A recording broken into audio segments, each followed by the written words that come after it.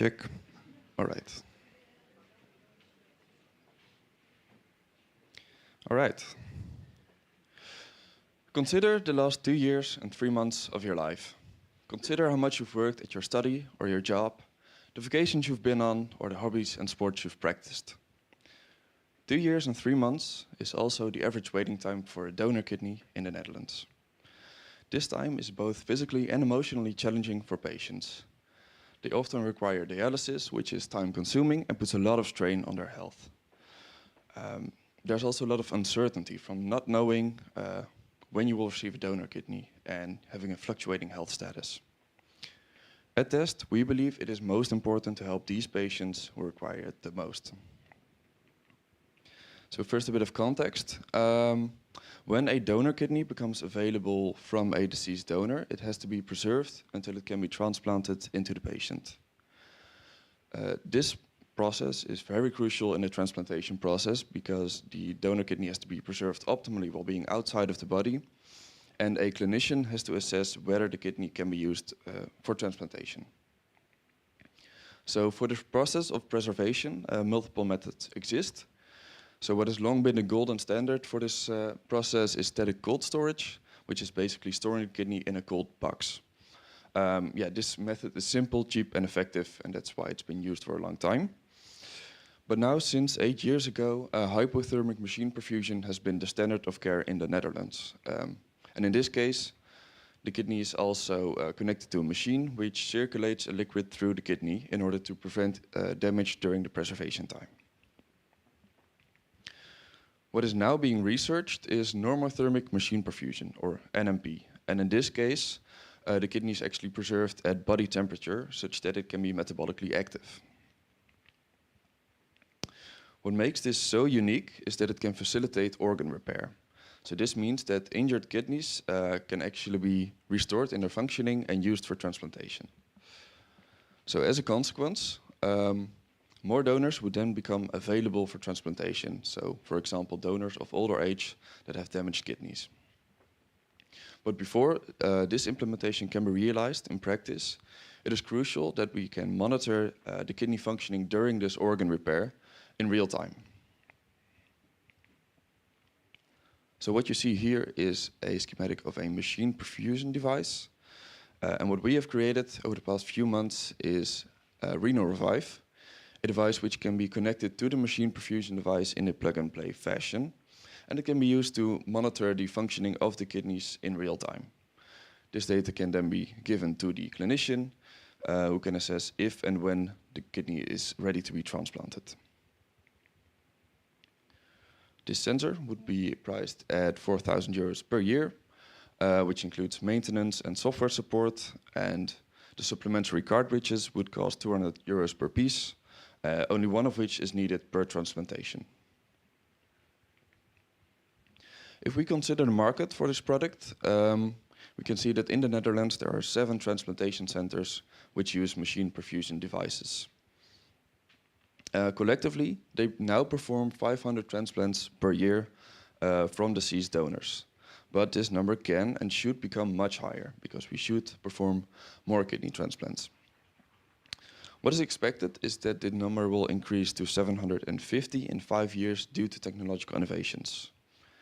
The time to market of our product is expected to be around 6 years, based on the developments of NMP and the standard times of novel devices in the medical world to get to market.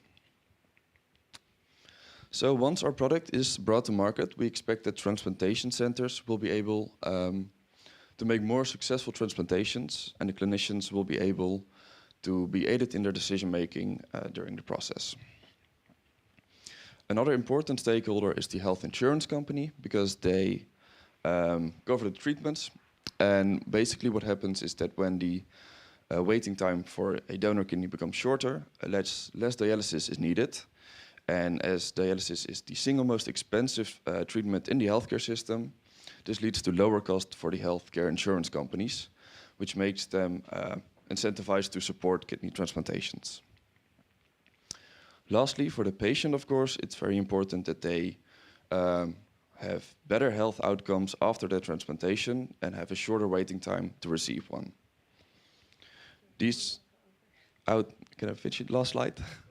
These outcomes define the quality of life of the patient, which is really necessary, such that they can enjoy their jobs, studies, vacations, hobbies, and sports as well. Thank you very much.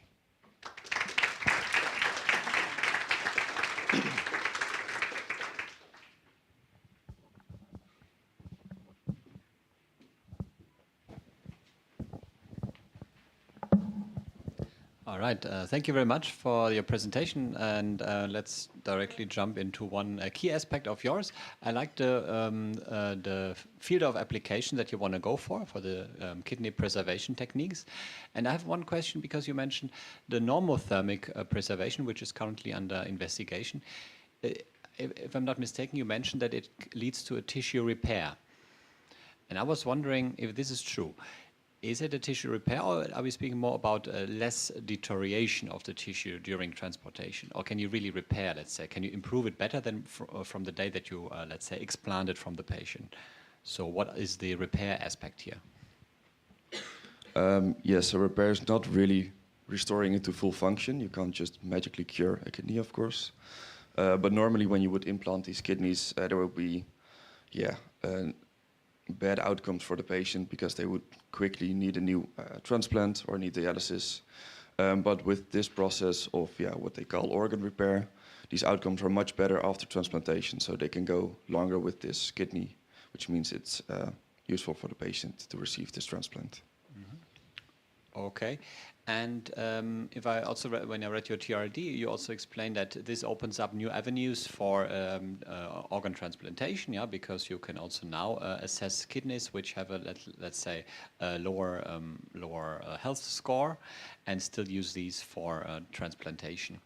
I have a question: if this works well, who would be who would be these kidneys given to? So who would be the recipient of such kidneys? Because they're kind of still, let's say, not optimal, like they are already deteriorated in quality. Yeah. So who would be the recipients in this case? It would be those patients who consent to this. So I think this is the current construct where they can safely consent to using a less, a donor from an extended criteria donor. Mm-hmm. Okay. Then one more technical question to the integration. You showed a very nice scheme of the perfusion device. So the perfusion device, it's more at the moment more hypothetical, or is it? Did you take a drawing of an existing device? Yeah, the devices exist. So that's from an existing. I think I can show it.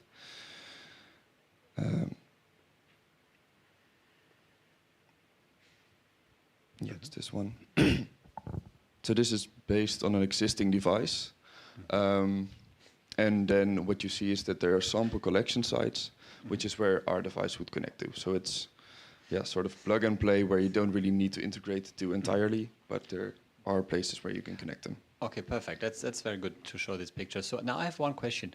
So your sensing is implemented there, but sensing is one action. Another is controlling. So let's say you measure now an abnormal level. What would be the reaction, and how do you directly control the different options that you have here: infusion port, roller pump, oxygenator, etc.? So how do you have already an idea how this is interfaced? Yes, so it's up to the clinician to make these decisions. So they would have the data to see what needs to be done, and there's also a lot of research in what you can do to provide, for example, nutrients to the kidney. So indeed, if you could add nutrients to the circuit based on what you see from the data from our sensor, then that could also make the organ repair process a lot better. And this is perfect. That's exactly where I wanted to go. Can you give me one example? Let's say you measure a specific biomarker, and what would be the reaction that that the clinician can change here? Can you give me one example? I cannot give a concrete example. Mostly because the papers we read also say there's a lot of uncertainty and there's a lot to be researched. So I wouldn't be able to exactly pinpoint what they can. Maybe you have a better idea of it. So currently in this process there are no nutrients, so there's only metabolites, and it's only maintaining it in a healthy state. But the functioning of kidney is not simulated. So there is research going on to monitor these nutrients, but it's relatively new field. So we have to look at the outcomes of the research, what nutrients will do in the circuitry. But that's unexplored areas. Okay, thank you very much.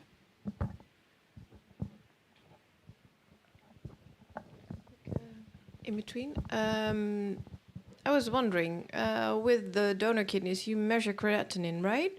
So where does creatinine come from? I know, but do you know? Yes, so it would be added to the perfusate again in this place. And I want to add to that that the design we have for our sensor is generalizable. So with the current research being done on different biomarkers, our sensor could also be adapted to use different biomarkers. But if you have a kidney donor, it's out of the body. Then if you measure creatinine, it disappears because creatinine is created from muscle. So you don't have a body. So that will be the biomarker you're going to measure here to see whether the kidney function is, stable, I guess, but you don't have input of creatinine. Yeah, you would artificially add it to the infusion port. So then you can still see if it is able to filter this creatinine. Okay. Then why? Yeah, so you have another number of biomarkers that you might, there's a gold standard. Did you think about using that biomarker? Because creatinine is something you can use measure easily in the body, but inulina is the gold standard for measuring because it's not reabsorbed in the kidney. So it might be more or better to use another biomarker. And did you also think of other markers of damage? Because it's you want to keep the kidney healthy, right? Yeah. I think it's a very a nice. Let me say that in first. It's a very nice idea, but you want to see whether your kidney stays healthy, right? So did you think about other biomarkers? Is it possible with your system? Yeah, to be honest, I read about different biomarkers being able to give a good indication of different types of damage to the kidney, but I can't recall from my head which they are. I don't know if you... Well, the healthy state is already being monitored in normothermic machine perfusion. It's the simulation of functioning which we are looking after. So we focused on creatinine for that sense because that can give us information on the functioning of the kidney. But the state, for example, if there's tissue damage, that's already being done in normothermic machine perfusion. Okay, thank you. Thank you very much for the answers. Actually clarified a number of points, but you haven't touched on financials. So how much would it cost to run the test? What's the profit margin? Do you have any more information on the finances? Yes, so we have the prices, which is indeed a limited amount of financial information we gave during the pitch. But for the production of the device, it's mostly material costs, but for the cartridge, it's mostly labor cost, which we require because the production cost is low, the material cost is low. And then we have considered the market volume of these transplantation centers, but also the possibility in the future to expand this to different countries in Europe. Yeah. So what would be the yearly revenues given the number of centers in the Netherlands and the cost that you project? How much would be the total revenue? What would be the profit and number of employees that you could sustain with that? Currently it would be a few 100,000 of revenue, which is not a lot. Also, not to provide the team of 8 with a full salary. Mm-hmm. So the first few years would definitely be based on ambition. So it would be good to project yourself on a year-to-year basis to see how much money you would need and see how much you need to sell, how many units you need to sell to make enough profit to sustain the company. Thank you. One short last question. Yeah, thank you for the presentation and very interesting technology. It is clear for the Netherlands what you're trying to do, but I wonder what is next. I mean, do you have a vision and ambition to grow? Yep. So we think the Netherlands is a very good starting point because it's such an innovating country in this field. So there's a lot of innovation being done in transplantations. But the European system for kidney allocation is, it's European-wide. So we think then different European countries would be good to expand to have the Netherlands as an example of what can be done, and then to implement this technology in different countries. And do you have an idea about the market size for the EU case?